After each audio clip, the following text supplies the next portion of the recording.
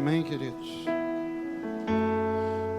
Deixa eu compartilhar com vocês o que durante essa semana já estava entendendo da parte do Senhor desde que o Manuel foi embora, que esse ano a gente ia para lá. Mas depois por causa da fome lá, em 2019 Deus disse pra gente que esse ano seria um ano de fome lá, né? E quando o Manuel plantou em novembro do ano passado, e foi tudo muito bom, a plantação, trator que as crianças mandaram para lá e tudo que vocês já sabem, falei: Manuel, a gente deve ter entendido isso errado, né? Ou é algum outro tipo de fome, enfim, deve ser outra coisa. Até que veio aquela tempestade lá e derrubou tudo enquanto o Manuel estava aqui. A gente correu plantar de novo. Estamos plantando, falo com o Manuel quase todo dia, falo para ele: planta em qualquer buraco que você tiver, cada centímetro de terra você planta. Planta porque semente é mais barato que comida. E a gente vai precisar de todo centímetro plantado lá na frente. E em função disso eu falei: esse dinheiro vai ser muito melhor usado para comida lá do que uma viagem.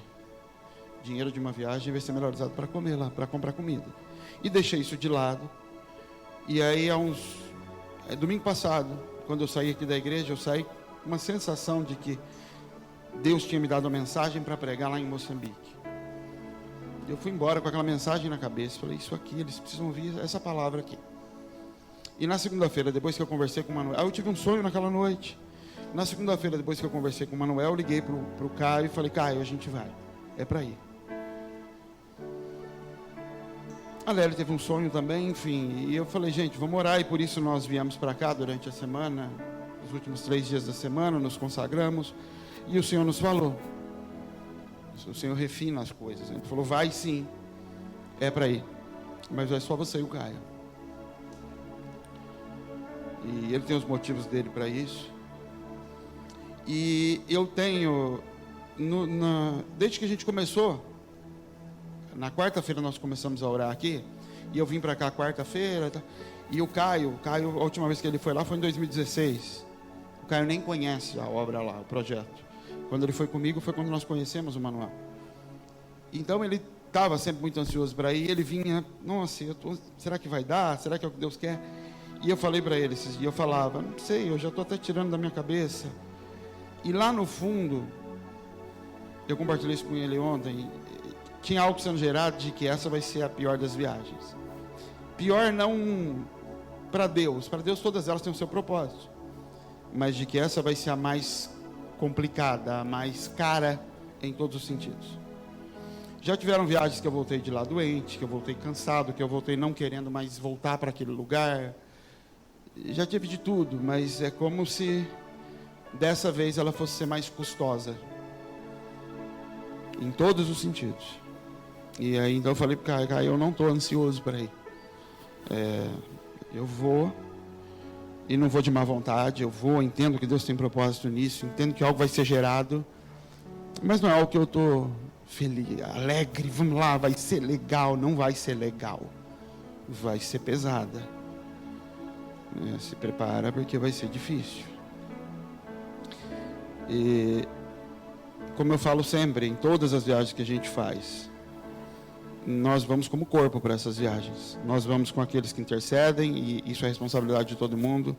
Nós vamos com todos que contribuem para a gente poder fazer o que faz lá.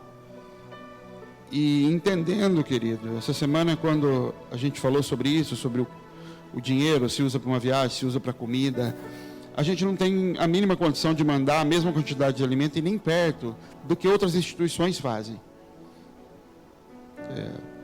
Governos mandam comida para lá, a ONU manda comida para lá. O que eles não têm para mandar é palavra, é autoridade.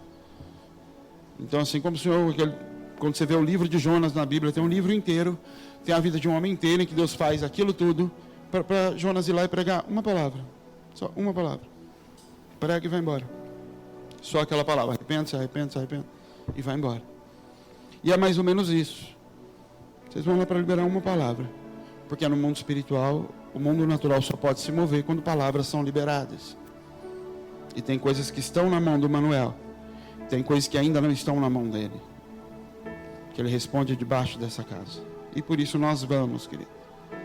Vai ser uma viagem que vai custar o dobro do que custa normalmente, por causa dos exames de Covid que tem que fazer para sair daqui, para entrar lá. A viagem que normalmente a gente fazia em 15 horas, nós vamos fazer em 50, entre horas de aeroporto, entre descer num país, dormir no hotel, voltar e ir para outro país, porque não existe mais aquela rota, pelo menos durante esse período de Covid, as rotas estão todas canceladas. Então, enfim, vai ser caro em todos os sentidos, e a gente vai precisar de ajuda de todos os sentidos. Nós vamos em abril, dia 13, se tudo der certo, vai dar. E contribua, viu, querido? Daqui até lá. Daqui até lá contribui, daqui até lá fale com o Caio. Eu vou contribuir, porque aí você tira um pouco do peso dele, que fica todo dia vendo a conta. E falando, pastor, não tem visto, não tem disso, não tem daquilo. Tá bom? Então, se você pode ajudar, se você pode se comprometer com alguma coisa nisso, fala com ele. Pastor, eu posso fazer isso, eu posso pagar o visto, eu posso pagar o exame, eu posso pagar a passagem. Eu posso fazer alguma coisa para ajudar. Amém, queridos? Eu queria falar sobre oferta com você. Desde segunda a terça-feira eu estou meditando num texto sobre Caim e Abel. Quando a Bíblia fala sobre aquela viúva que entrega aquelas 2 moedas para o Senhor. E quando eu comecei a meditar nisso, e Deus me levou a lembrar de Caim e de Abel, eu comecei a me lembrar de ofertas que eu fazia, a forma como eu ofertava, no comecinho do ministério. Não a parte do dinheiro, não o quanto dinheiro, mas a forma como eu fazia. Quando aquela viúva joga as 2 moedas, e Jesus para tudo e fala, olha o que ela fez. Ela lançou todo o sustento. Jesus estava dizendo assim, ela se lançou dentro daquele gasofilácio. O que sustenta aquela mulher, o que mantém aquela mulher viva, o que mantém aquela mulher de pé, foi lançado ali dentro. Não se trata dela ter dado tudo no sentido literal da coisa, porque aquela mulher tinha um teto, muito provavelmente. Ela tinha uma panela na casa dela, ela tinha algumas coisas. Então quando Jesus fala, ela deu tudo que tinha, não é literalmente que ela pegou tudo que ela tinha na casa dela, queimou tudo, vendeu tudo e levou para Jesus. Significa que naquele momento o que sustentava ela lançou. Ela se lançou ali dentro. A nossa primeira coisa, a nossa primeira dificuldade, o que nós precisamos entender é que quando a gente oferta, o que está sendo colocado em cima do altar somos nós. Então a primeira avaliação é isso que eu estou entregando para o Senhor, me representa, porque eu estou indo com essa oferta. Coríntios, Paulo fala sobre isso, fala sobre a igreja de Filipenses. Ele fala, antes eles se ofertaram, antes de oferecer o que eles tinham para oferecer. Então quando eu ponho a mão no bolso, quando eu preparo algo para entregar para Deus, eu estou me entregando, até porque Deus não recebe ofertas, Ele não precisa do dinheiro. Assim como Ele não precisava de bois. O que era o sacrifício de um boi ou de um cordeiro? Era intercessório. Eu era para morrer, e Deus falou, ao invés de você morrer, mata um cabrito no teu lugar. Esse cabrito precisa ser puro, precisa ser assim, assim, assim, assim. Ele vai no teu lugar. Quando eu olhar para ele, eu vou ver você. Por isso, quando Caim entrega, Deus olha para aquilo e não aceita. Por quê? Porque aquela oferta representava Caim. Aquela parte de alguma coisa que estava sendo dada. Então a Bíblia diz que Abel entregou do melhor que ele tinha. E Caim, passado alguns dias, entrega alguma oferta. Então a entrega de Caim a Deus, quando ele se entregava a Deus, ele entregava alguma coisa em algum tempo. Era ele quem se colocava dessa forma, na entrega dele a Deus. O que Caim estava fazendo? Caim estava cumprindo mandamentos. Ele fazia porque tinha que ser feito. Em algum tempo, de alguma forma, enquanto Abel não. Isso não simboliza o que eu estou dando, isso simboliza quem eu sou, o que eu estou me entregando, qual parte de mim eu estou colocando diante do Senhor. O que Caim também não entendia, que às vezes é difícil para a gente, o trabalho de Caim era só preparar a terra, o ambiente, para que o outro irmão chegasse depois e trouxesse o rebanho dele para ser criado ali. Como Caim, como irmãos que se manifestam primeiro, e nós estamos aqui como irmãos que se manifestam na aparência antes de Jesus. As pessoas nos veem antes de ver Jesus. Jesus vai voltar ainda. Como irmãos que estão aqui, apacentando a terra, lavrando a terra, para que o pastor das ovelhas possa colocar o seu rebanho em cima dela. Então nós, como Caim, o que fazemos? Nós lavramos a terra que o Senhor nos deu, e preparamos e limpamos, para que o rebanho do Senhor possa comer. Eu como irmão mais velho, você como irmão mais velho, o que você faz? Você trabalha no corpo, onde o Senhor te colocou, na porção de terra que o Senhor colocou, para que ovelhas sejam trazidas pelo outro irmão, pelo pastor das ovelhas, e elas comam no lugar onde eu trabalhei. E aparentemente elas têm muito menos trabalho do que eu, porque o meu trabalho é limpar a terra, sim, porque eu sou mais velho, eu sou mais maduro. Caim não entende isso. Então Caim está trabalhando sobre a terra, entendendo assim, é meu trabalho, é minha terra, eu tenho que dar uma parte para o Senhor. E você pode estar fazendo isso, dando uma parte para Deus, uma parte até grande aos seus olhos, boa aos teus olhos. E o Senhor está olhando e falando assim, ela não é grande nem boa, ela é só uma parte ao cabo de dias. Porque você não entendeu que o seu trabalho não é dar uma parte, ou maior ou menor, ou duas partes. O seu trabalho é utilizar do esforço que eu dei para você, da terra que eu te dei, da maturidade que eu te coloquei, da primogenitura que eu te dei, para preparar o caminho para que as ovelhas possam se chegar. Nosso trabalho é esse: preparar o caminho, preparar a terra para que ovelhas possam se chegar. A mente de Caim é: eu dei, Deus que administre lá. Eu entreguei, pastor Caio que veja lá o que ele quer pagar primeiro, o que ele não quer. Ou seja, Caim não se envolve de nenhuma forma com o ministério dele. Qual era o ministério de Caim? Trazer o filho da mulher à terra para remir as coisas. Isso foi o que Deus disse sobre Eva: a tua semente, a tua descendência vai pisar a cabeça do diabo. Esse era o trabalho de Caim: preparar o caminho para que viesse esse filho. Caim recebe a porção de terra, começa a trabalhar e fala: eu tenho que dar uma parte para Deus. Tem uma parte para você, Deus. E se Deus falasse para Caim assim: tem que ser duas partes, ele ia falar: tá bom, está aqui duas partes. Tem que ser três, está aqui três. O que Deus está dizendo por não aceitar é: eu não quero uma parte ou 10, as 10 já são minhas. Eu quero você entendendo qual é o teu papel nesse negócio. Teu papel é preparar o caminho para que as ovelhas cheguem. Teu papel é preparar o caminho para que o Senhor possa vir e pisar a cabeça de Satanás. Quando você entrega, a cada oferta que você entrega, o Senhor te vê nela. Ofertas são intercessórias. Ofertas vão em lugares onde eu não posso ir. As ofertas entram naquilo que o Senhor pede para ir no altar, no lugar da minha própria vida. Adão não entregava ofertas. A vida dele já estava entregue ali. Ele não tinha nada que precisava ser queimado. Nós temos. Tudo que nós entregamos para o Senhor fala. Por isso que a Bíblia fala: a oferta de Abel fala até hoje. As ofertas que nós fazemos falam até hoje. Falam alguma coisa. Qualquer coisa, mas ela está falando.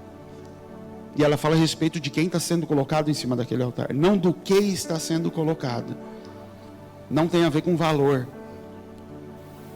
Tem a ver com a sua ousadia, tem a ver com a forma como eu enxergo esse negócio e me lanço em cima disso. Como eu estou entrando em cima disso. Eu estou me queimando em cima desse altar. Porque senão, querido, daqui a pouco você está colocando até em débito automático seu dízimo, sua oferta, pedindo para uma máquina calcular um percentual que aos seus olhos é muito generoso. Vou dar metade do meu salário, bota lá em débito automático, todo mês cai. Deus olha para aquilo e fala: você ganha 80 mil, você está me dando 40. Você vive com 40 mil melhor do que 99,9% da população. E você acha que está sendo generoso. Você acha que está fazendo muito. E Deus fala: você não está naquilo. Você não está queimando em cima daquilo. Porque no final das contas, querida, a pergunta de Deus, em última instância, é: o que você tem de mais precioso na terra? Pensa agora, de tudo que você possui. E não fala: ah, Jesus, meu Senhor, não, sem hipocrisia. O que para você seria a coisa mais difícil se Deus falasse: me dá? Bota isso em cima do altar. Pense aí. Quantos responderam? Seu filho. Meus filhos. Isso é a coisa mais difícil. Aí essa mulher te cutuca e fala, e eu? Não, você vai antes deles. O marido vai antes deles. De última instância são os filhos. Até você se entrega antes dos filhos. Eu me entrego antes de entregar a eles. E o Senhor fala assim, mas em última instância, o que eu quero é que chegue ao ponto de você entregar os filhos. Você entende que se um dia Deus não te pedir isso, eu não estou falando de entregar a morte, de colocar em cima de um altar, mas de entregar ele para ir para caminhos, para irem a caminhos que podem gerar morte a eles, que podem gerar desgosto, que podem gerar tristeza, que podem gerar privações. Então, se você está preparando seus filhos para qualquer coisa que não seja algo que o Senhor já direcionou, isso já sinaliza falta de temor. Mas eu não posso fazer nada pelos meus filhos? Lógico que pode. Desfruta deles, dê a eles todas as condições para desfrutar dessa terra, mas crie eles dizendo, nós não sabemos o que Deus tem para você ainda. Nós não sei para onde você vai, minha filha. Não sei o que vai ser, e até lá a gente vai andando. Não construa a casa antes de saber onde é o terreno, porque a nuvem se move. E nós estamos nessa terra, e nós vamos para uma Canaã, nós vamos para um lugar celestial. Nós vamos entrar nesse lugar, que é um lugar de habitação. Aqui nós somos estrangeiros, nós somos passageiros. A gente visita essa terra. Então o extremo do que o Senhor está te preparando é você preparar os teus filhos para serem enviados. Colocar os teus filhos em cima de altares. E se o Senhor falar para você, eu vou levá-lo, você não vai vê-lo mais. Ele vai lá para tal nação e você não vai ver mais. Você conseguir chorar com ele, se alegrar com ele, fazer uma festa para os amigos, ficar com ele, enviá-lo e falar, filho, nós vamos se ver.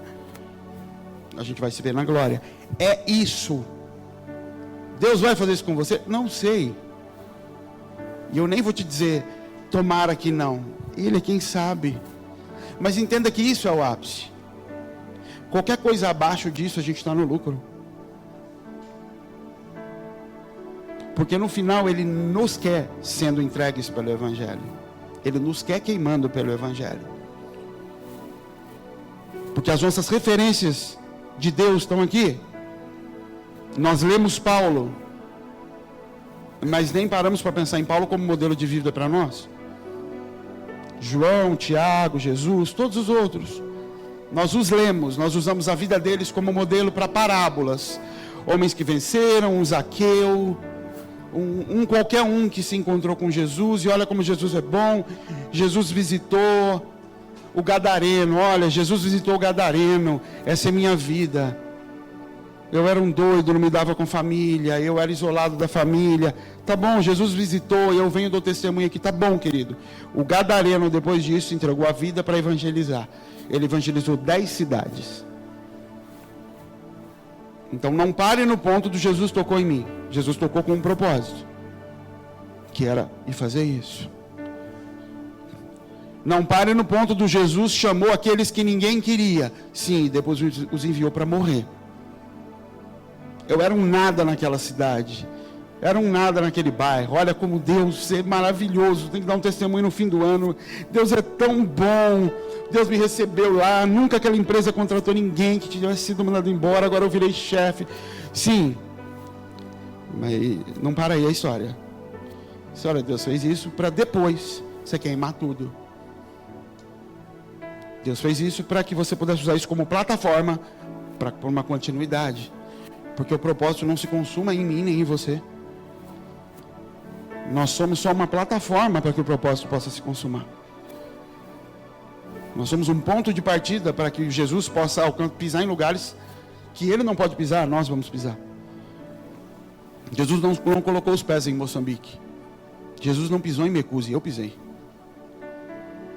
Então quando Jesus veio e tocou e deu palavra, e deu capacidade de ministrar, e aí você vai dar testemunho, e lindo, ele fala assim, mas isso é a base, para que você possa pisar onde eu não vou pisar, é você quem vai lá. E como meu representante, você vai sofrer como eu sofri. Como meu representante, você vai se gastar como eu me gastei. Você vai se entregar como eu me entreguei. Esse é o propósito, é que me vejam. Todos querem se mostrar como Cristo em cima do burrinho, entrando em Jerusalém. Jesus fala, tem essa parte, mas tem a parte da cruz. Então entenda, querido, você precisa vencer coisas. Eu não vou entrar muito agora porque eu vou pregar. Mas entenda, a tua oferta fala muito mais de você do que dela mesma. E se você não conseguir vencer essas coisas na tua vida, já não se trata nem da gente começar a tocar em se aprofundar em detalhes de vida. Isso é mamão. Isso é mamão puro. Isso eu ainda vivo debaixo de uma potestade. Ela governa a minha casa ainda, governa a minha vida. Ela é meu sustento não é Jesus. Aí a gente tem que voltar para trás ainda. Você precisa ouvir de novo mensagens do seminário, de libertação. É outra história, é outra fase. Eu estou falando aqui sobre alguém que já não está mais preso nisso. E que nós precisamos entender. As minhas ofertas falam mais de mim. Elas revelam mais da minha visão a respeito do que é oferta intercessória. De que não é o dinheiro. Mas sou eu que estou queimando ali em cima. Sou eu que estou sendo entregue ali em cima. Amém, queridos? Pode trazer tua oferta, seu dízimo, se você preparou.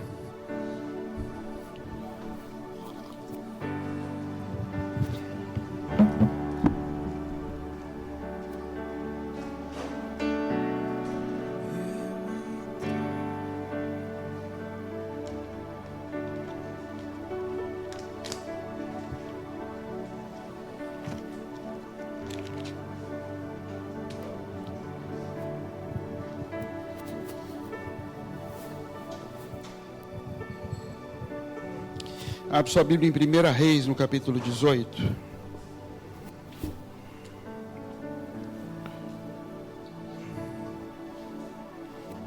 Verso 22.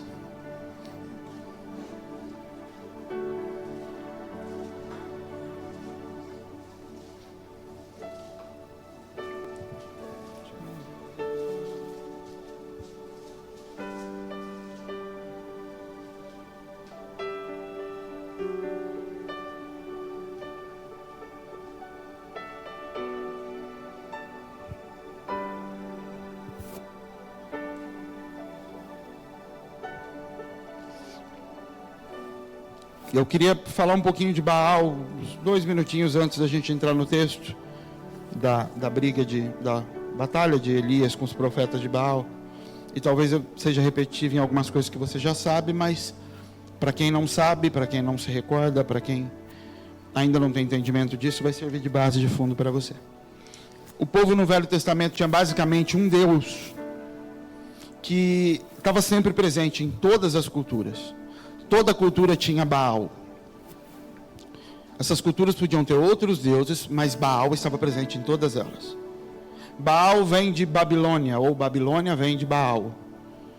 Babilônia representa idolatria, representa adoração corrompida, religiosidade. Então, figura de Babilônia na Bíblia é isso. Baal é o deus de Babilônia. E o que é Baal? Baal é senhor. Baal é marido. Ou seja, Baal é muito próximo na sua representação de Jesus. Fala das mesmas coisas. Quando você vai estudar não é a lenda, eu esqueci a palavra para isso agora, sobre a cultura das histórias sobre esses deuses, a história diz que Baal fala de Nimrod, fala de uma história onde a mãe gera um filho sem o marido que tinha morrido. Nimrod morreu, Seramiamis tem um filho, eu esqueci o nome desse menino, e ela se casa com esse próprio menino. Esse menino nasce sem pai, ela engravida de uma forma milagrosa, esse menino se torna Baal. Ou seja, é o diabo criando uma história paralela ao Cristo. Uma mãe que gerou um filho sem ajuda de marido, e agora ela se relaciona com o próprio filho sem a presença do marido. O marido já morreu. Então Baal é a corrupção do Cristo. Por isso Baal significa Senhor, e Baal significa marido, porque é a mesma função, o mesmo papel. E Baal sempre esteve presente no meio da cultura hebraica. O povo judeu, o povo de Deus, o povo de Israel, ele andava com Deus e com Baal. O tempo todo. Quando Raquel vai sair da casa dos pais, junto com Jacó, ela rouba os balaíns. O que eram balaíns? Pequenas estátuas dos Baals. E leva, ou seja, na casa dela, casada com um dos patriarcas, existiam pequenas estátuas escondidas. E quando ela sai, ela esconde essas estátuas debaixo da saia, na parte íntima dela. Porque quando o pai dela vem procurar, ela fala, não está comigo. E o pai quer revistar todo mundo, ela fala, eu estou nos dias, eu estou menstruada. E aí ela está impura, não podia mexer na roupa dela. E aí o pai acredita e deixa. E Baal fala de um culto à própria vontade. Baal é um Deus que abençoa as minhas vontades. É um Jesus que apoia os meus desejos. Isso é Baal. O que ele pede em troca? Ofertas. Eu oferto, você e o Deus, o Jesus, o Baal, me dá em troca qual é a minha vontade. Então, de onde vem as campanhas do o que você precisa? Eu dou um voto a Deus e Ele me devolve algo. Isso é um culto a Baal. Isso não é um culto a Deus. Porque em Deus, na verdade, eu vou nele para descobrir o que Ele tem para mim. E aí eu começo a andar naquilo que Ele tem para mim. Em Baal, não. Porque Baal não é origem. Baal não tem origem. Baal não tem um pai. Jesus diz, eu só faço o que eu vejo meu pai fazer. Jesus tem uma origem. Quando Ele está na terra, Ele tem uma origem. Quando Ele está no céu, Ele é a origem. Mas na terra, Ele tem origem. Eu falei, eu vim do céu. Eu estou voltando para um lugar. Você só volta para um lugar que você já saiu. Então, enquanto na terra Ele tinha origem. Baal não tem pai. Se ele não tem pai, não tem propósito. Por isso que a primeira identificação, a primeira característica de uma igreja que anda debaixo de Baal e não de Jesus, é que ela não determina e não libera propósito sobre os filhos. Ela olha para os filhos e pergunta, qual é o teu propósito? O meu é ser gerente, o meu é conseguir um cargo, o meu é conseguir uma empresa, o meu é conseguir uma vaga. Então os propósitos já estão definidos, me deem as suas ofertas e eu devolvo a vocês o desejo de vocês. Eu não queria ser tão pesado, mas Satanás governa essas igrejas. Mas Jesus passa por lá, lógico, Deus é misericordioso. Deus olha para aquilo e fala, tem gente aí dentro que ainda está me buscando. Enquanto tem bambu, tem flecha. Enquanto tem gente aí, e eu estou tentando o tempo todo pegar. Mas isso é Baal. Então quando Elias confronta o povo, ele fala assim, decidam quem vocês querem servir. Porque ele está dizendo, está todo mundo junto aí, e vocês estão, escolhe, porque está acontecendo as duas coisas ao mesmo tempo. Vocês falam em nome de Deus de Israel, vocês vão fazer os sacrifícios que estão na lei de Moisés, mas ao mesmo tempo vocês estão oferecendo a Baal, então decidam o que vocês querem, gente. Ele está falando, vamos esclarecer, vamos separar o que cada um quer. Então nisso você começa a filtrar e a identificar o que é a igreja de Jesus, o que é a igreja de Baal. Ela está misturada. Não é claro, não é algo que se define, porque alguém parou de falar no nome de Jesus e começou a falar no nome de Baal. Porque quando eu falo Baal aqui para você, eu já estou traduzindo a palavra. Já é uma tradução. Para que você não confunda, porque senão eu estaria falando assim, essas igrejas serviam ao Senhor. Eu falo, você está falando de Jesus? Não. Estou falando do filho de Semarias. É essa daí. Estou falando da Simão Simaria. É ela. Eu estou falando do filho dela. Mas se eu falar Senhor, você não sabe quem eu estou falando. Por isso eu estou usando a palavra Baal. Mas você entende quando alguém fala assim, Senhor, me dá aquele emprego. Ele pode não estar falando com Deus sem saber. Ele está clamando a um Deus que ele entende que se ele der algo a esse Deus, Deus vai devolver a ele. Quando nós falamos aqui a respeito de bastardia, a gente falou sobre Moloque. O que era Moloque? Eles iam lá, jogavam o filho recém-nascido no fogo. Aquela criança queimava. Eles acreditavam que estava dando para Deus. E Deus escreve lá e falando assim, eu nunca pedi isso. Se Deus está dizendo isso, é porque eles estavam fazendo achando que era para Deus. Deus estava dizendo: passaram seus filhos ao fogo, coisa que nunca subiu à minha cabeça. Ele falou: nunca nem pensei num negócio desse, e vocês estão queimando as crianças, falando que é para mim. Da onde esse povo tirou que queimar criança podia ser para ele? Ah, sei lá, Abraão. Deus pediu para Abraão, não pediu para você. Você entende que até a religião se utiliza das experiências dos outros para transformar em doutrina e estabelecer como uma regra de adoração ao Senhor. Para arrancar o teu dinheiro vai ser assim. Ah, não sei quem entregou tudo na Bíblia, irmão. Você tem que entregar tudo. Não, você não tem. Você precisa ir em Deus, porque até isso quem vai te pedir é Baal. Baal não significa dar muito ou dar pouco, dar tudo ou dar nada. Significa um propósito estabelecido em você com algo prometido em troca. A diferença é do Cristo, que eu vou nele para que ele me dê um novo nome. Para eu descobrir que meu nome agora vai ser Pedro. Que meu nome é Pedro, que meu nome tem significado, que não é algo simplesmente que veio do meu pai. Que eu vou nele para ele trocar meu nome, para ele trocar minha identidade. Essa é a diferença das duas coisas. E isso estava acontecendo dentro da igreja de Israel. E eles viviam aquilo. Aí, acontece uma coisa. Acabe, que era um rei. A Bíblia fala assim: e Acabe, se já não bastasse Onri, o pai de Acabe, viver no meio de uma baderna toda, de pecado e adorando Baal, ele ainda foi e casou com Jezabel. A Bíblia fala assim: ele fez pior do que seu pai. Porque seu pai fez tudo errado, permitiu a idolatria lá dentro. Seu pai adorava Baal, era tudo bagunçado. Mas até vai lá. Mas quando ele casou com Jezabel, aí você passou dos limites, é o que a Bíblia está falando. Quando Acabe casou com Jezabel, ele ultrapassou um limite. Que era, agora Acabe fica sentado. E Jezabel não incomoda Acabe. E ela começa agora a destruir todo mundo que falava mal de Baal. Porque ela entrou e começou a fazer as campanhas dela agora.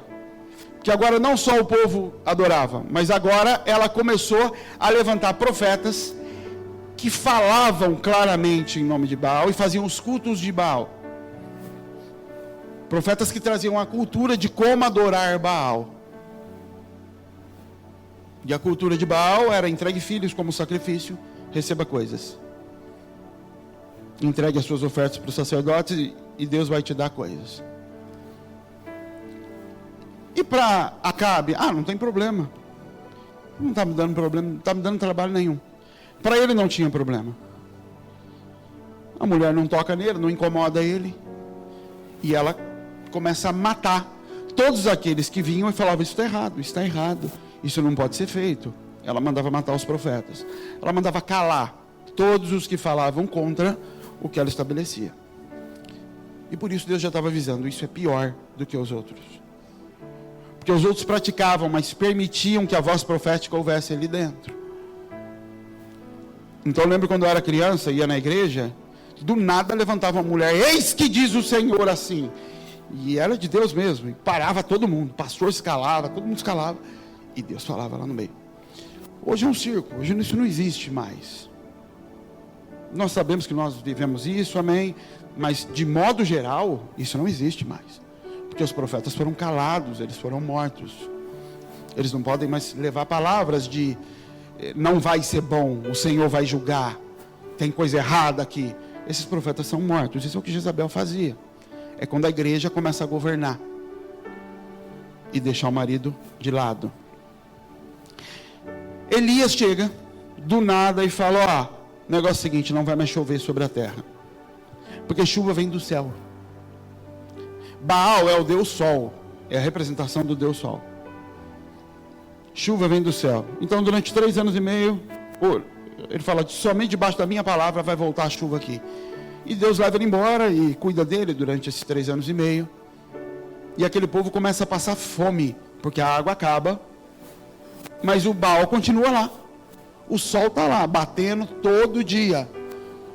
E em tempo que não chove, o que acontece com o sol? Quente, quente, quente, quente, quente. Como se Deus falasse: vivam de Baal. Não chuva. Mas o sol está aí. O Deus de vocês continua no lugar. Elias volta. Deus fala para ele: volta lá, porque eu vou levar chuva para aquele lugar. Eu vou fazer chover de novo naquele lugar. E aqui começa o texto de 1 Reis 18, verso 22. Vamos ler. Então disse Elias ao povo: só eu fiquei por profeta do Senhor. Os profetas de Baal são 450 homens. Nos deem 2 bezerros. Eles escolham para si um dos bezerros e o dividam em pedaços, e os coloquem sobre a lenha. Porém não coloquem fogo. E eu prepararei outro bezerro, e colocarei sobre a lenha, e não colocarei fogo. Então invocai o nome do vosso Deus, e eu invocarei o nome do Senhor. E há de ser que o Deus que responder por fogo, esse será Deus. E todo o povo respondeu e disse: é boa essa palavra. Ficou de um lado, ele reuniu todo o povo da cidade. Ficou Elias aqui, os profetas, 450 na frente. E Elias falou: vamos fazer o seguinte: vocês, o povo, vai dar o sacrifício. Separa aí 2 bezerros, dá um para mim e um para eles. Eles vão colocar o bezerro deles, eles vão organizar a oferta deles em cima do altar, eu vou organizar a minha. Mas a gente não vai colocar fogo. E vamos ver qual Deus responde com fogo. Porque o natural era: nós vamos acender ofertas, vamos acender o altar, prepara a lenha, põe fogo, põe um sacrifício. E numa dessa, querido, as 2 ofertas viram fumaça e sobem. Qualquer igreja produz fumaça. Qualquer igreja produz o próprio fogo. Qualquer uma delas. Liga a rádio aí. Você vai ver. Qualquer uma delas tem povo oferecendo sacrifício para ser colocado em cima do altar. Qualquer uma delas reúne povo ao redor delas. O que Elias está dizendo é: o testemunho de Jesus, o testemunho do Senhor, é aquele que vier consumir a oferta que está sendo entregue. Aquele que enviar o fogo e não aquele que receber a fumaça. Porque ele está dizendo: até Baal recebe a fumaça. Baal também recebe os nossos sacrifícios. O que ele não tem capacidade de fazer é acender o fogo na lenha. Então vamos fazer diferente do normal. Deem as ofertas. Cada profeta monta o seu altar. A gente coloca as ofertas. E o Deus que acender o fogo vai ser o Deus que a gente acredita. E o povo aceita, fala: essa palavra é boa. Verso 25. E disse Elias aos profetas de Baal: escolham para vocês um dos bezerros e preparai primeiro, porque vocês são muitos. Invocai o nome do vosso Deus e não colocais fogo. Tomaram o bezerro que lhe deram e o prepararam. Invocaram o nome de Baal desde a manhã até o meio-dia, dizendo: Baal, responde-nos. Porém nem havia voz, nem quem respondesse. E saltavam sobre o altar que tinham feito. E sucedeu que ao meio-dia Elias zombava deles e dizia: clamai em altas vozes, porque ele é um Deus. Pode ser que esteja falando, ou que tenha alguma coisa que fazer, ou que intente alguma viagem. Porventura dorme e despertará. E eles clamavam a grandes vozes, se retalhavam com facas e com lancetas, conforme o seu costume, até derramarem sangue sobre si. E sucedeu que, passado o meio-dia, profetizaram eles até que a oferta de manjares se oferecesse. Porém não houve voz, nem respostas, nem atenção alguma. Então esse povo monta. Elias chega lá na igreja deles e fala: clama aí, então vamos ver se Deus responde. Aí esse povo começa a orar. Os profetas: vem Deus, põe fogo, e não acontece. Eles começam a pular em cima do altar. Pensa na cena, um circo, o altar montado, com os pedaços de bezerro em cima. Eles começam a pular em cima do altar, ou a rodar, ou fazer uns negócios assim. Eles começam a fazer umas loucuras para atrair a atenção de Deus. Isso não funciona, eles começam a cortar a própria carne. Eles começam a fazer sacrifícios no próprio corpo. Você entende aonde vai a adoração a Baal? Quando você olha algumas coisas e fala: meu Deus, como esse povo não enxerga, que loucura que está acontecendo dentro da igreja. É um culto a Baal. A tentativa de atrair o fogo do céu faz com que o homem comece a fazer loucuras, a banalizar, a criar modelos e formas de tentar na alma mover um fogo para vir e esse fogo não vem. Para quem está olhando para o povo, eles estão achando que aqueles profetas estão em transe, estão tomados. Eu fico olhando às vezes, Deus me perdoe, eu olho uns caras rodando, eu falo, esse cara deve treinar em casa, de verdade, porque se eu der 3 rodadas daquela eu caio, eu não tenho equilíbrio. Ele roda, ele dá uns 20 rodadas. O outro estava com uma criança no colo esses dias, eu vi ele com um bebê rodando.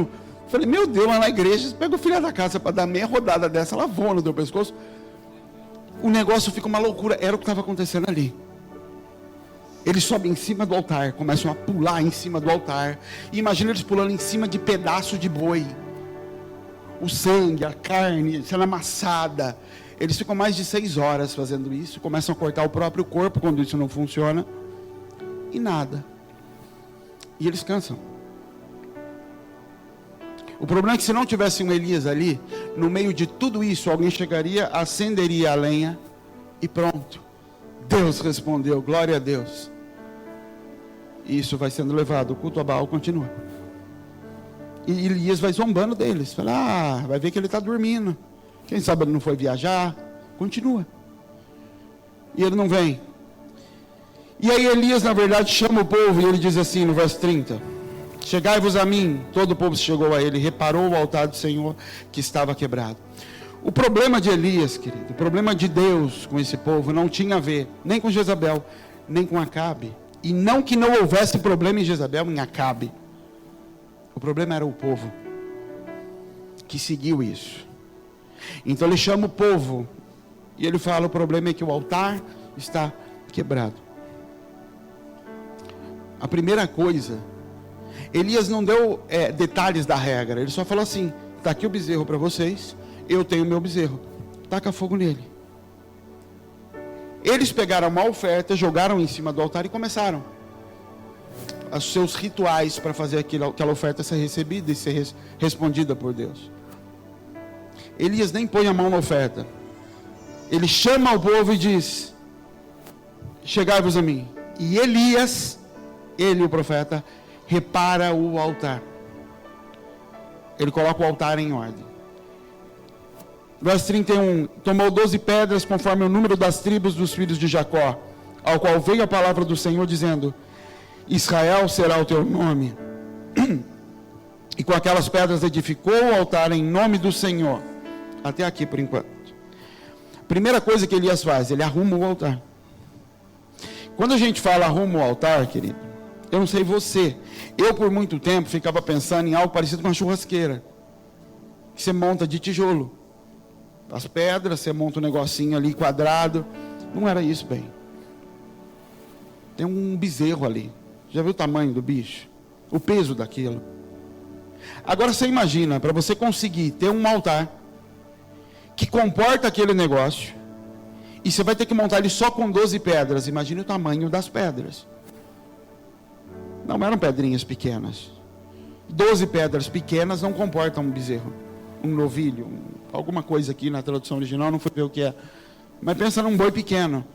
Eram pedras muito grandes, para você poder armar num tamanho suficiente para pôr lenha e ter um espaço no meio para você pôr um bicho. E Elias faz isso. Essa semana a gente estava montando um lago aqui, e tendo que pegar as pedras para pôr no lago. Querido, pensa no que é pesado mover pedra. E essas pedras não chegam perto do que diriam de ser essas pedras. O Senhor, enquanto nós estávamos orando aqui essa semana, Deus falou comigo a respeito disso, do fogo, da presença dEle. A presença do Senhor não começa com clamor, querido, ela começa com um altar. A manifestação do Senhor se dá no sacrifício, se dá no aroma que sobe. Sim, mas ela começa com um altar. O problema de muitas ofertas nossas, primeiro, como adoradores de Baal, ou como pessoas que crescemos numa cultura que adora Baal, o nosso foco está na oferta. Nosso foco está no sacrifício. Qual é o valor? Qual é o tamanho do boi? O que eu estou entregando? E os olhos do Senhor não estão nisso. Começa com um altar. Volta a sua Bíblia para Êxodo. Deixa marcado aqui em Reis que a gente vai voltar. Capítulo 20. Deixa eu achar aqui o meu, eu te falo.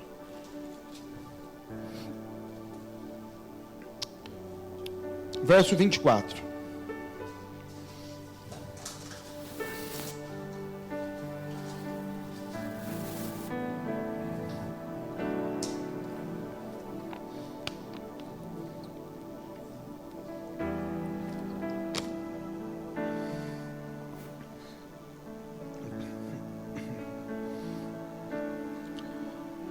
Um altar de terra me farás, e sobre ele sacrificarás os teus holocaustos e tuas ofertas pacíficas, e as tuas ovelhas, e as suas vacas. Em todo lugar onde eu fizer celebrar a memória do meu nome, virei a ti e te abençoarei.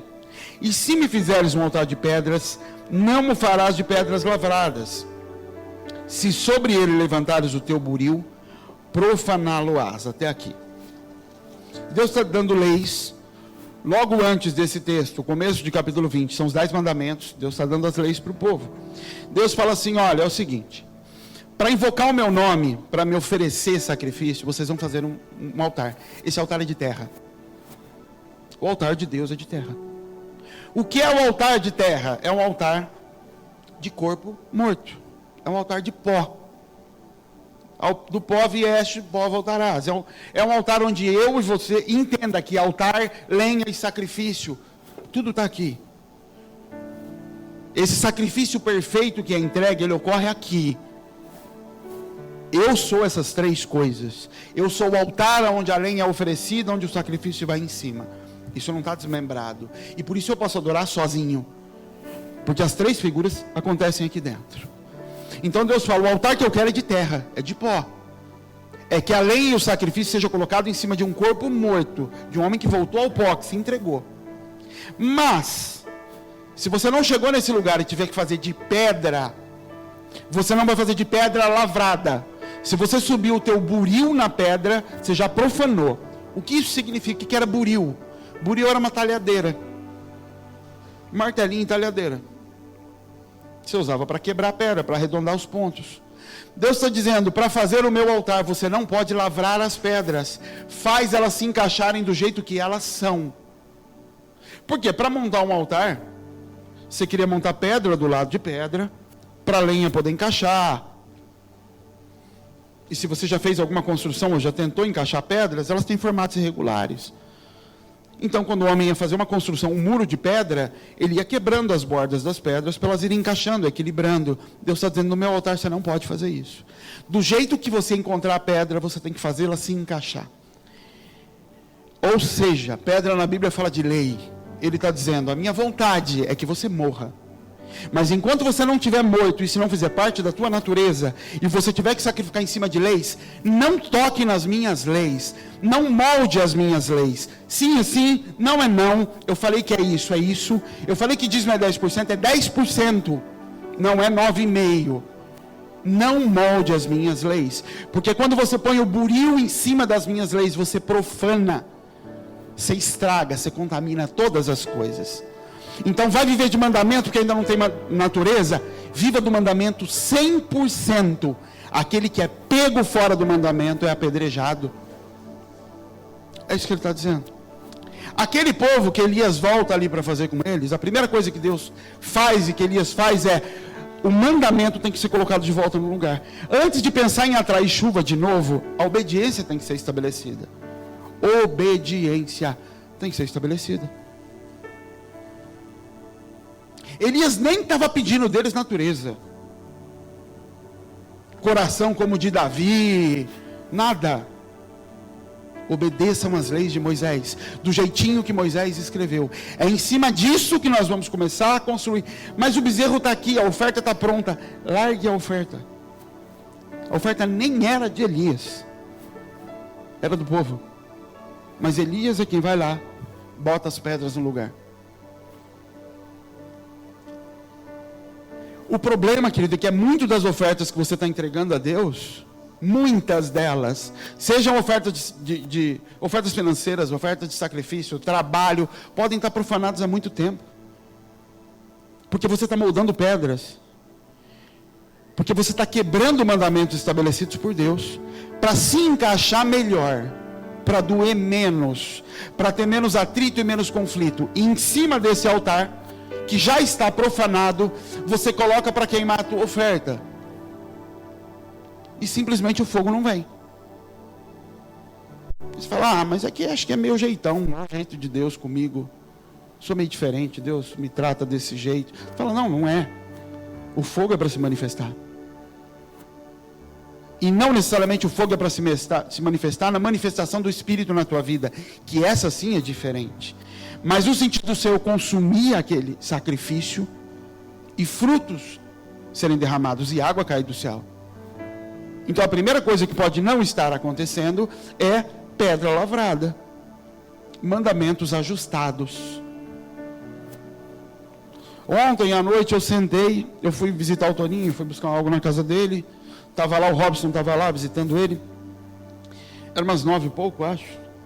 Aí eles falaram, fica aí, chega uma pizza. Eu falei, cara, não posso, tenho que pregar ainda, preciso ir lá ver, preciso sentar para ler alguma coisa. Aí o Robson falou assim, não, mas fica aí, pô. Você tem os esboços prontos lá. Aí o Toninho falou assim, prega lá, Robson. Robson, não, eu não sei o que. Eu falei, para você não, né? Mas para mim, fica aí e tal. Enquanto a gente estava falando disso, eu nem sei porque eu falei disso agora, mas tem alguma coisa a ver. Lembrei. E aí eu voltei para casa e sentei na cadeira ali, tomei banho, sentei. Aí a Bel chegou para conversar e falou um pouco sobre o culto de mulheres ontem. Ela falou, Jean, é triste às vezes, porque... E ela contou de algumas coisas, algumas situações que ela não detalhou, e eu também não estava nem cabeça para isso, mas situações de... persistência de pessoas em erro, de continuar vivendo coisas que já ouviram, já aprenderam. Eu fechei a Bíblia, e aí ela voltou e falou, o que foi? Eu falei, Bel, o que eu estou fazendo aqui? Eu estou aqui 10 horas da noite, olhando para essa Bíblia, folheando ela, o que eu falo? Esse povo não quer, Bel. E não de forma geral, gente. Então eu vou lá me gastar, e para daqui ouvir de você de novo, que as pessoas querem continuar fazendo. E escondendo. E voltando para casa, falei, o pastor pregou, mas eu acho que é um negócio diferente. E eles continuam. E não é eles continuam o que eu estou falando, está escrito. Mas eles apostam que o resultado vai ser diferente. Eu estou fazendo diferente, mas acho que Deus tem um outro plano.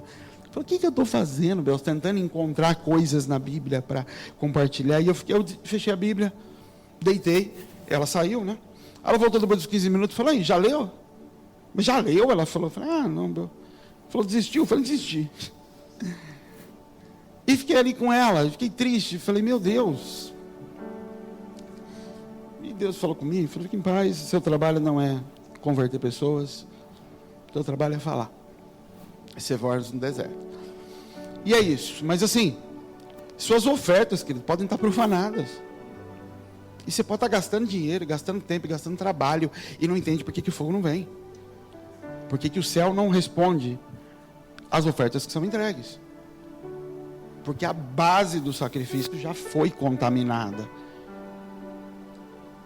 Sexta-feira eu estava conversando com o Denis ali dentro, e várias vezes o Denis fala assim para mim, não, eu vou chegar nesse lugar, pastor, vou chegar. Eu falei, Denis, esse lugar não existe. Esse lugar que a gente fica olhando, não, vou alcançar esse lugar não existe. Ele não existe. A Helena já é minha filha. Seria como a Helena falar assim, eu vou alcançar esse lugar de filha, porque na verdade ela está olhando para o lugar que a Clara está. Ela não entendeu nada. Ela está olhando degraus, enquanto dela eu espero que ela seja filha, hoje com tudo que ela é, com todo o nível de entendimento que ela é, com todo o conhecimento e capacidade que ela é. O nível dela é hoje, com o que está na mão dela hoje. Não existe esse lugar para se chegar, o lugar é hoje. Os lugares mais altos aonde eu vou, é o Senhor me conduzindo a lugares mais altos, à medida em que eu amadureço. Mas não tem uma prova final em que eu vou correndo e aí eu estou formado. Não existe o lugar de formação. Lugar de formação, querido, é céu. É o lugar onde o teto, o limite da nossa maturidade em Deus ocorre. Aqui na terra esse limite não existe. E se eu fico dizendo que eu vou chegar num lugar, eu estou dizendo que existem plataformas, que existem limites a se alcançar. E que eu posso chegar no lugar em Deus que é o meu limite em Deus. Meu limite em Deus é a morte nessa terra. É o lugar mais próximo que eu posso chegar de Jesus. Todo o resto, hoje é o meu limite. Não, quando eu estiver ganhando o que o Nito ganha, aí eu vou... Não, querido. Qual é o seu limite hoje? É o seu hoje. Não é no do outro. O meu referencial na minha entrega em Deus não está no outro. Está em mim. Davi estava matando o leão, estava matando o urso, no limite dele. Isso é o que eu tenho para hoje. É o meu melhor para hoje. É o meu tudo para hoje. Esse limite é o de hoje, em você. Essa história de eu vou alcançar esse lugar, isso é diabo puro.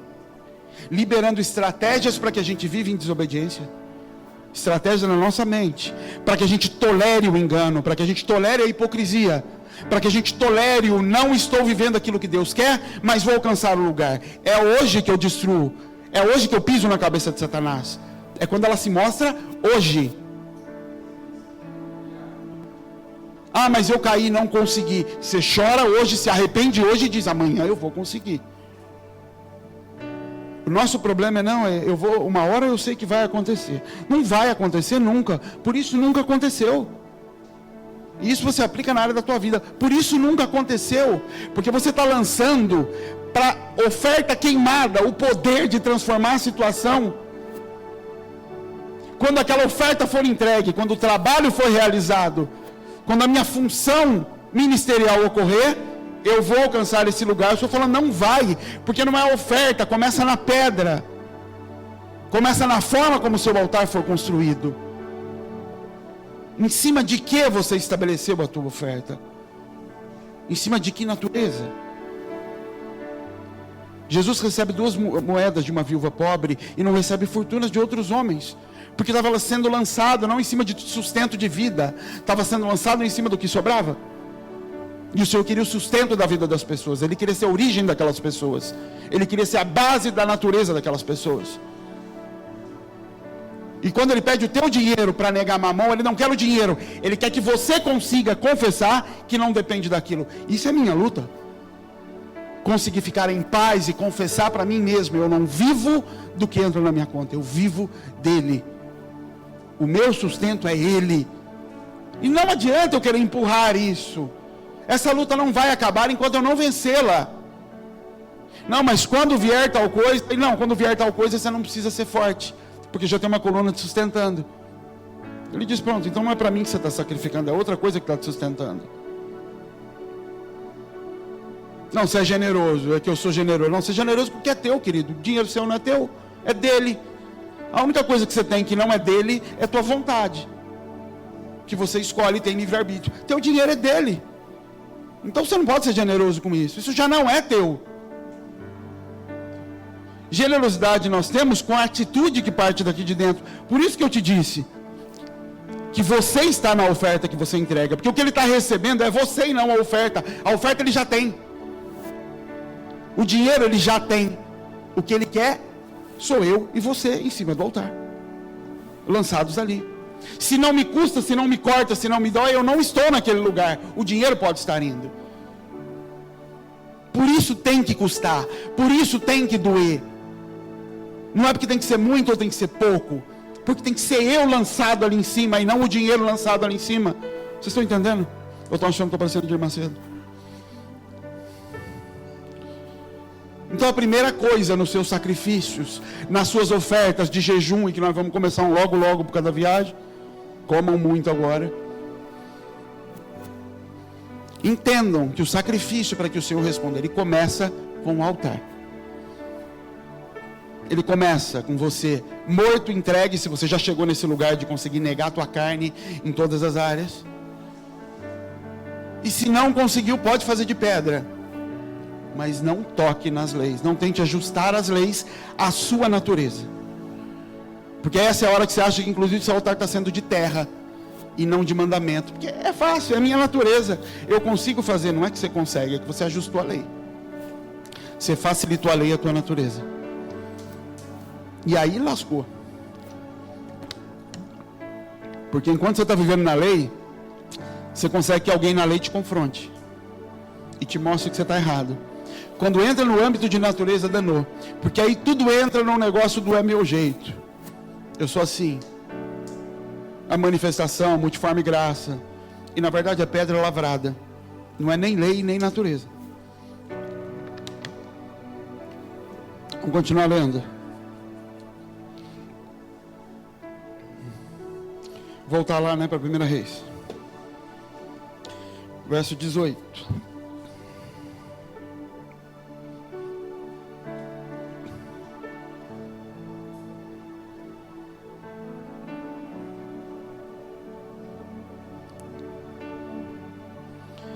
Verso 32, capítulo 18, verso 32.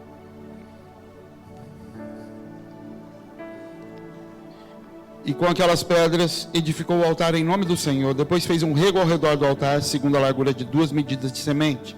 Então armou a lenha e dividiu o bezerro em pedaços e colocou sobre a lenha. A segunda coisa que ele faz, ele arma a lenha. O primeiro versículo que eu tenho memória na minha vida, o primeiro.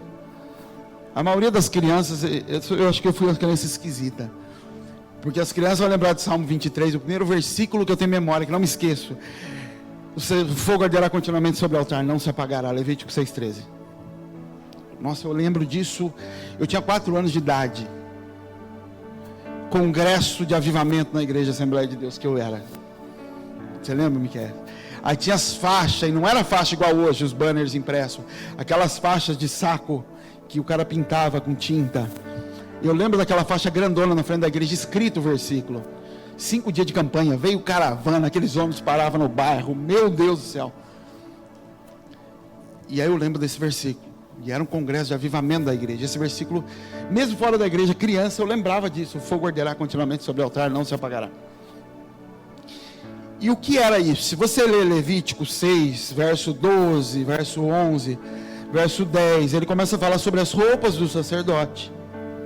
E que o sacerdote todos os dias de manhã ia limpar as cinzas e colocar lenha nova no altar que já estava pronto. Então o altar já está pronto. Seja por natureza, seja por obediência. Agora você vai colocar lenha em cima dele e vai acender o fogo. Para quê? Para que as ofertas possam ser colocadas. A segunda coisa a ser colocada ali, a ser organizada por Elias, foi a lenha. O que é lenha, querido? Madeira entregue para ser queimada. Quando a Bíblia fala de madeira, ela fala do que é humano. Quando ela fala de pedra, ela fala de lei. Quando ela fala de madeira, ela fala de humano. Quando ela fala de ouro, ela fala de divino. Por isso que a Arca da Aliança era madeira revestida de ouro. A madeira da Arca da Aliança era cássia, é o nome, se eu não me engano. Era uma madeira que era praticamente indestrutível. Era resistente a ataque de animais, não empenava. Por isso ela foi escolhida para se fazer a arca. A Arca da Aliança, nome de Noé. E ela fala da natureza incorruptível de Jesus, esse tipo de madeira. E Jesus é figura da Arca da presença de Deus. Então era uma natureza incorruptível, contendo provisão, contendo governo, contendo presença, carregadas no ombro de sacerdotes, mas revestida de divino, de ouro. Isso é Cristo. Um homem revestido do divino. Quando a gente fala de lenha na Bíblia, o que mantém o fogo aceso, querido, o fogo não é colocado no sacrifício, ele é colocado na lenha. O fogo, a figura do Espírito, não vem sobre o sacrifício que é colocado em cima do altar, ele vem sobre a lenha do altar. Ou seja, o que queima, o que o Senhor vem consumir, não é o que você entrega, é você. São as minhas ações, é o que sai de mim. Lenha é o que sai da árvore, a madeira que é entregue para ser queimada. Isso fala das nossas ações, da nossa entrega, das nossas práticas. A figura, a tipologia desse sacrifício é pedra, madeira, sacrifício. Isso é Jesus na cruz. O Gólgota, uma montanha de pedra com uma madeira enfiada e o sacrifício pregado nela. Isso é um altar de pedras com a lenha em cima e o sacrifício depositado. Isso é nossa vida. E Jesus não foi ali porque era direito do povo, porque era natureza. Ele foi ali por obediência. Eu estou fazendo por obediência, por isso era um monte de pedra e não um monte de terra. E às vezes nós estamos obedecendo, tem leis, tem comportamentos, tem coisas que o Senhor me pediu, e eu tenho sacrifícios a dar a Ele. E eu entrego os sacrifícios e o fogo não vem. E o Senhor diz sim, porque o que queima no altar não é o sacrifício, o que queima no altar é a lenha.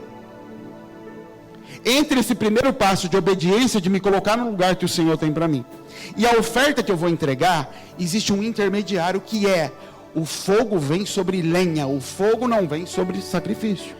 O fogo não vem sobre o seu dinheiro. O fogo vem sobre o comportamento que você demonstrou colocar aquilo ali em cima. O comportamento é que atrai o fogo. O comportamento daquela viúva é que atrai os olhares de Jesus, e não as moedas que ela colocou. Jesus não disse assim: ela deu 2 moedas. A Bíblia diz que Jesus observou isso. Jesus disse: ela deu o sustento. E Jesus está olhando o comportamento dela, porque o que queima é lenha, não sacrifício. Sacrifício gera fumaça, gera perfume. Sacrifício gera resultados que movem o céu. Mas o que atrai o fogo, o que mantém fogo aceso, o que atrai o Espírito Santo, não é sacrifício. Por isso que o mandamento para os sacerdotes era: o fogo arderá continuamente, continuamente, independente das ofertas em cima, tem que haver fogo. Essas minhas atitudes, esse meu coração, essa minha disposição do que eu coloco diante desse altar que eu preparei, não tem a ver com o que está sendo entregue naquele momento, com o dinheiro que eu estou dando, com o trabalho que eu estou dando, com a viagem que eu estou fazendo. Tem a ver com lenha sendo depositada ali em cima constantemente. Só que lenha dá trabalho. Lenha custa. Deus tem falado comigo algumas coisas aqui na igreja a respeito de obediência. De crianças, por exemplo. Sabe qual é o nosso problema? A gente esquece da lenha e olha para o sacrifício. E por isso nós não conseguimos educar os nossos filhos.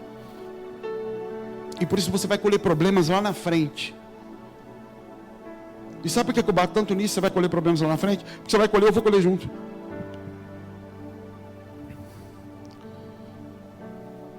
Que tipo de problema? O problema é que antes de casar, você vinha me falar e eu falava: você está fazendo errado, para com isso.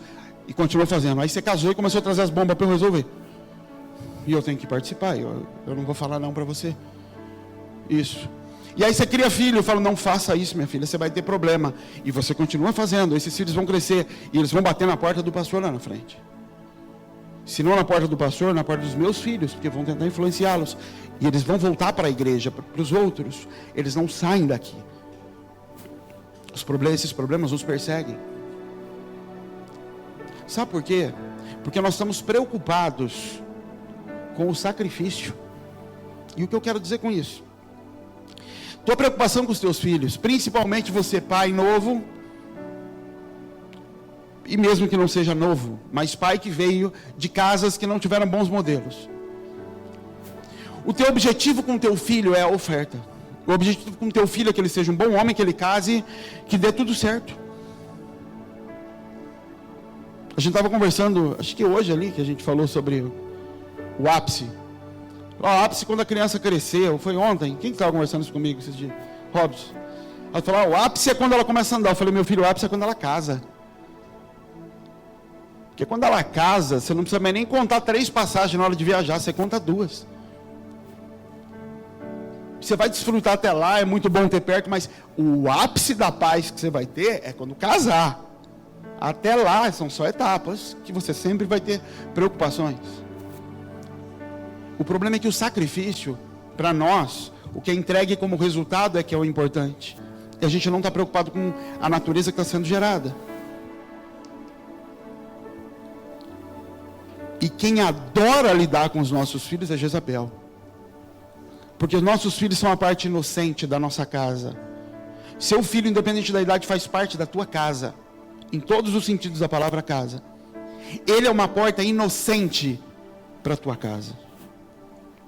Ele é uma porta por onde Satanás consegue entrar com coisas que não entraria por outras portas. Ele consegue entrar pelo YouTube, por propagandinhas que você não vê. Ele entra por conversas na escola. Ele entra por lugares inocentes que o teu filho não sabe que é problemático. Qual é o problema para você? Para mim, eu falo você porque eu estou pregando para você. O problema é que nós estamos mais preocupados com a paz que me gera, com o resultado. A criança parou de chorar. Ah não, o YouTube já tirei. Tá bom, ela parou de chorar no teu colo, o que seja. Do que com a natureza que está sendo gerada. Então eu tenho uma criança rebelde.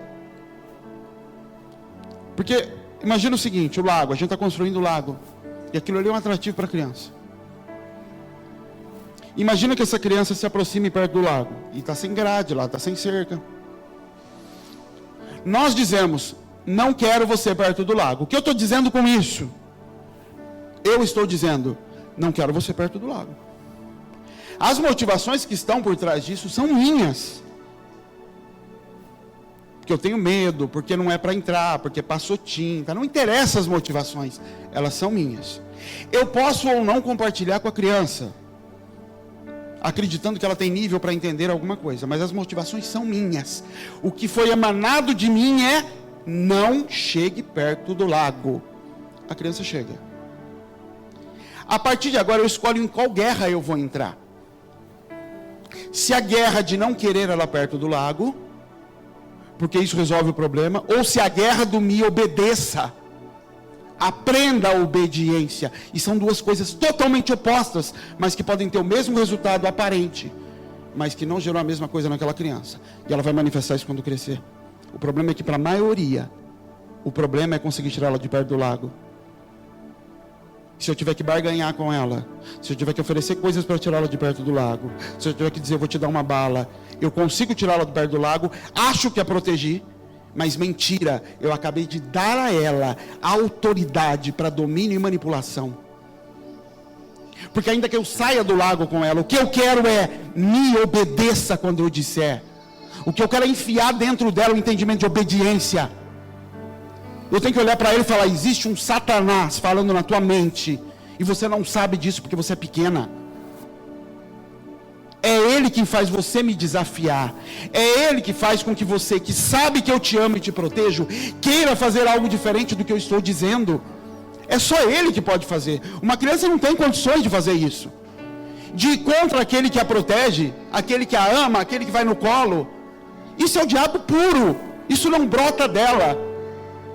Só que eu olho para ela com um olhar de fraternidade, de amor, e na verdade é um amor por mim e não por ela. Eu não quero ser tocado, eu não quero a dor do confronto, então para mim basta que ela saia de perto da água. Saiu, está resolvido o problema. Ontem tinha uma criança aqui perto do lago, e a mãe estava chamando, sai daí, sai daqui agora, obedeça a tua mãe.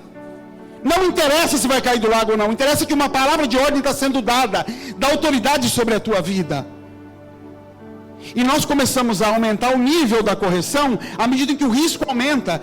Enquanto a nossa luta tinha que ser, rebeldia se manifestando. Dê um passo na direção contrária. O meu nível de intensidade tem que ser o mesmo do que se ela estivesse na beira do lago. Porque a minha luta é contra a rebeldia e não contra o afogamento. Porque do afogamento você pode impedir, mas a rebeldia vai ser criada dentro dessa criança. E quando ela crescer, ela vai dar trabalho. Do jeito que você deu.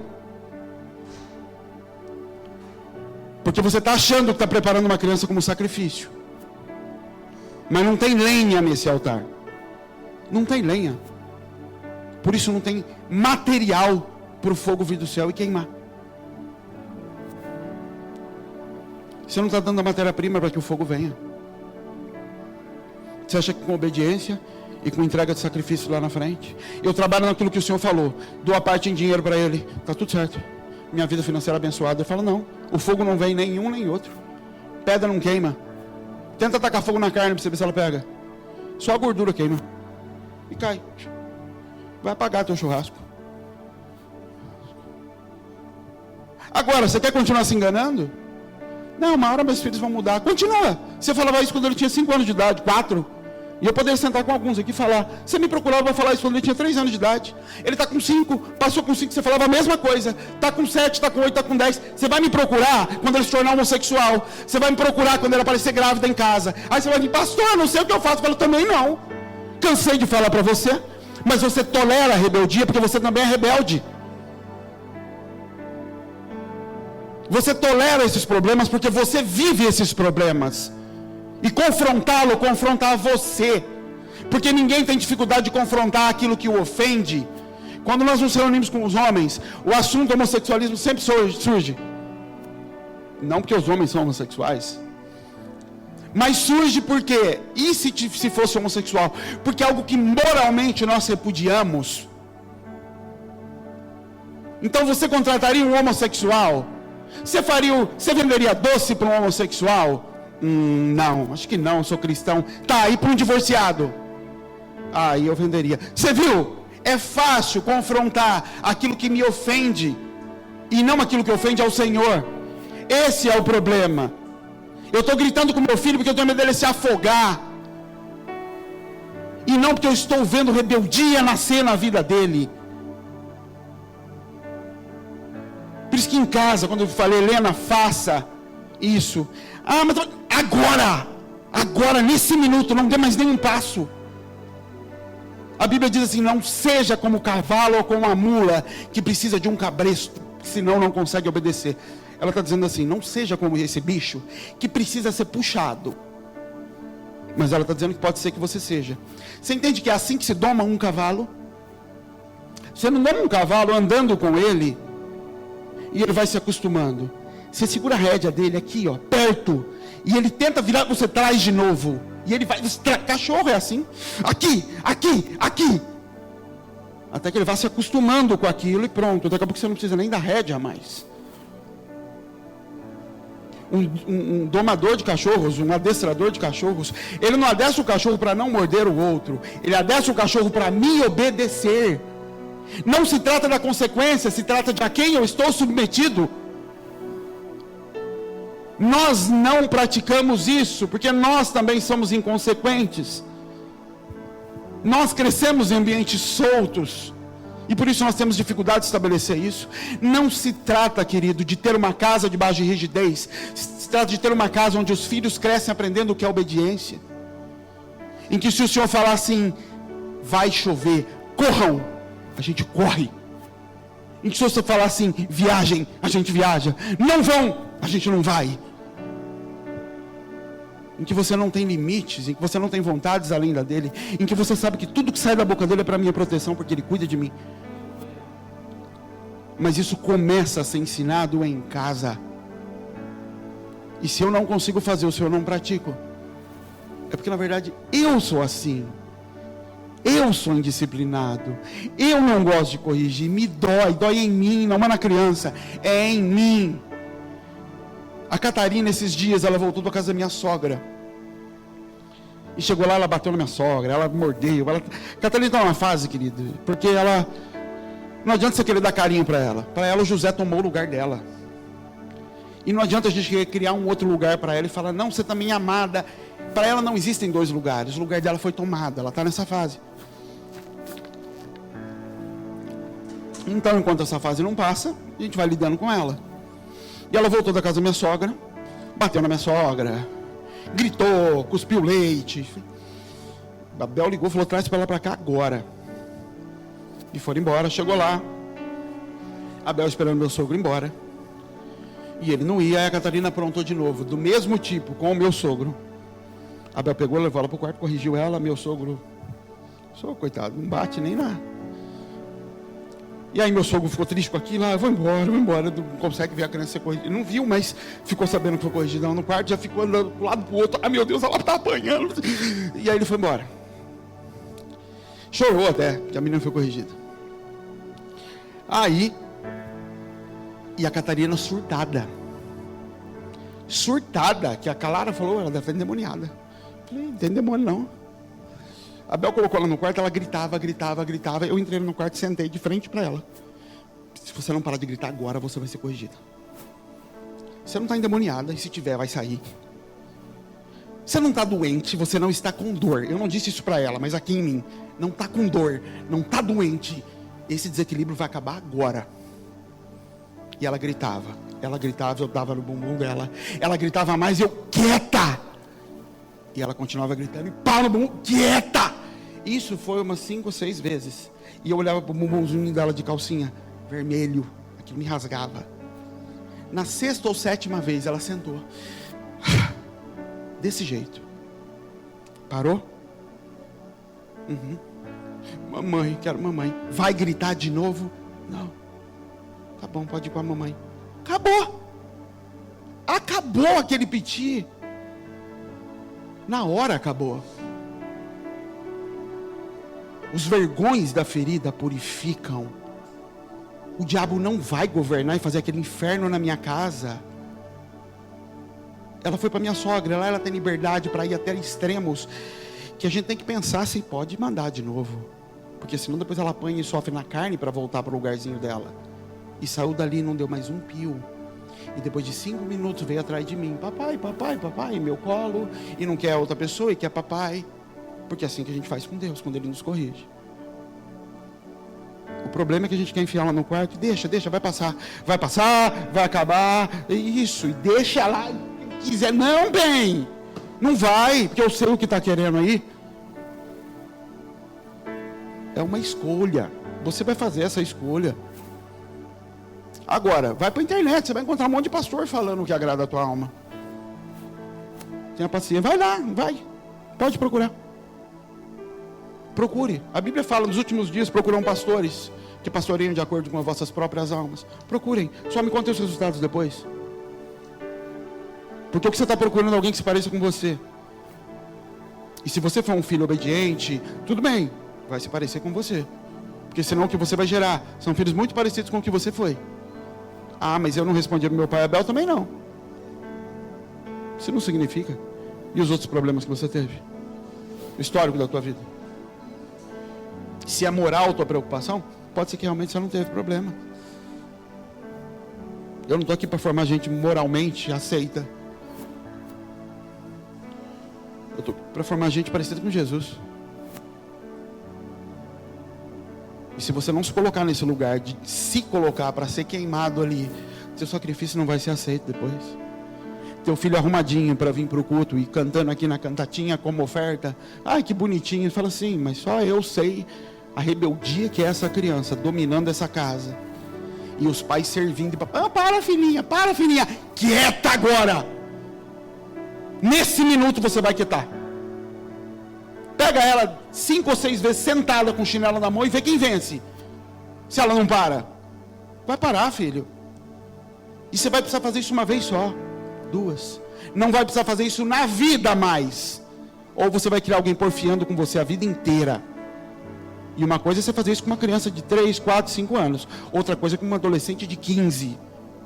Porfiando quando você disser para ela, isso não é amizade para você. E ela falando assim, não, mas eu acho que é. E você olhando e falando, eu sei que não é. Aí você já perdeu, querido. Aí você já perdeu. Aí já foi. Já me procuraram, tem gente que me procura com filho de 19 anos, 20 anos. E agora, pastor, agora, meu filho, agora é só misericórdia. Não vou mentir para você, não tem. Agora é ela e Deus. Porque agora ela já tem autoridade sobre a própria vida, ela já ouviu palavra, ela já entendeu. Só que ela veio para a igreja, ouviu a mensagem. Quando chegou em casa, ela não viu a mensagem. Ela vai para a salinha, ela ouve a mensagem. Eu olho aquela salinha da Raquel ali, que sexta-feira eu estava olhando, falando, gente, que orgulho desse negócio. E mais orgulhoso mesmo que eu não tive nada a ver com isso. Que orgulho de ver uma coisa acontecendo em que eu não movi um dedo. E fruto saindo. É muito, seu filho pode estar lá. O problema é que se lá ele ouvir de um Cristo que ele não vê na tua casa, não vai acontecer. Se lá ela ouvia as historinhas, é a Clara ensinando dos reis de Israel, que pode ser que teu filho saiba e você não sabe porque não lê a Bíblia. Mas a Clara ensinando de quais eram os reis de Israel, fala de Acabe. E lá ela aprende que Jezabel era uma mulher ruim, não é, Lu? Jezabel era ruim. Ela aprende lá, mas ela chega na sua casa e vive no meio de Jezabel.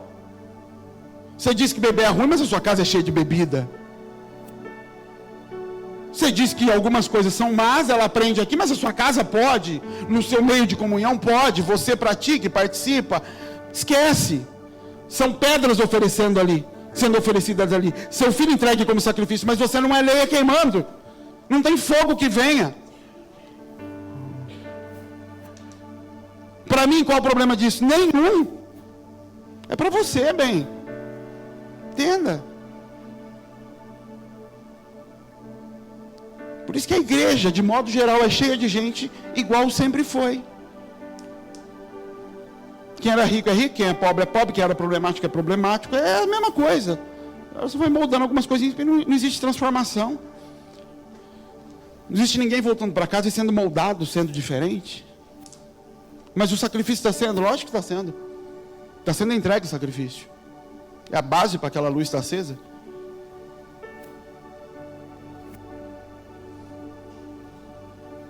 E depois, querido, depois de você colocar a obediência no lugar, se entregar em cima dela com a sua própria vida, é que o Senhor vai receber os seus sacrifícios. E aí, com tudo no lugar, ele não tem que fazer força nenhuma. Ele fala: Senhor, manda fogo do céu para esse povo ver que tudo isso que eu fiz, eu não fiz porque eu queria, foi debaixo da tua palavra que eu fiz. Só isso. Vem fogo do céu. A Bíblia diz: o fogo consome o altar, a lenha, o sacrifício, ainda lambe a água. Ele não precisa fazer força nenhuma. Não é por força, é pelo meu espírito.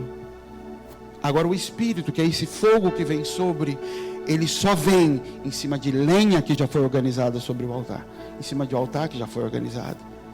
Não é por força para o espírito vir. Agora a lenha é por força.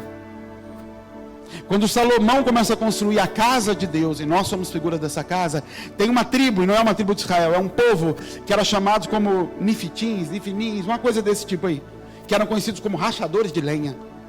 Tinha um povo inteiro que já crescia sabendo que a profissão ia ser essa: rachar lenha para construir a casa de Deus. Rachar lenha, rachar madeira. Então realmente, não é por força que meu filho vai ser moldado, não é mesmo, é pelo Espírito. Mas para o Espírito vir em cima, tem que ter a lenha ali, e a lenha é por força. A lenha é por força. A vara que corrige a criança é lenha. Essa vara é lenha. Então é o Espírito quem vai gerar essa natureza dos meus filhos? Sim. É o Espírito que vai encher esses vasos? Sim. Mas quem vai moldá-los sou eu. O Espírito só enche. O Espírito só queima. Se essas três coisas não tiverem estabelecidas, as três coisas no seu lugar, as pedras, a lenha e o sacrifício, não tem o que eu estou oferecendo ao Senhor. A adoração se consuma no sacrifício, mas ela só acontece por causa das outras duas coisas que foram estabelecidas. Entenda, a lei é dada por Deus, a gente não molda. O Gólgota já estava lá, não foi produzido por nenhum homem. A cruz não, a cruz foi feita por mãos humanas. Homens tiveram que rachar aquela lenha, moldar aquela madeira, para que o sacrifício pudesse ser pregado nela. E aí sim, o céu lá em cima recebe aquilo. O sacrifício perfeito. Então para de inverter. Para de tentar moldar a lei e deixar a lenha andar pela sua natureza. É o contrário.